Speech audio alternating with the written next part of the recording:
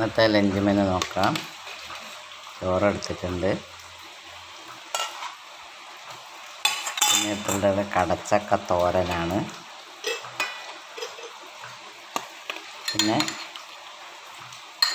മാമ്പഴ പുളിശ്ശേരിയാണ് എടുത്തിട്ടുള്ളത്.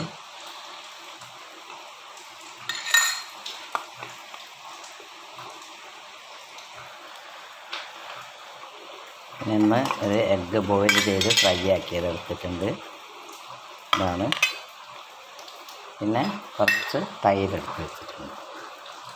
അത്രയാണ് ഇന്നത്തെ എൻ്റെ ലഞ്ചിനുള്ളത്. ചോറ്, കടച്ചക്കത്തോരൻ, മാമ്പഴ പുളിശ്ശേരി, എഗ്ഗ് ഫ്രൈ. എല്ലാവരും എൻ്റെ ചാനലൊന്ന് സബ്സ്ക്രൈബ് ചെയ്യുക, ഷെയർ ചെയ്യുക. നിങ്ങളൊന്ന് എന്നെ ഹെൽപ്പ് ചെയ്യണം.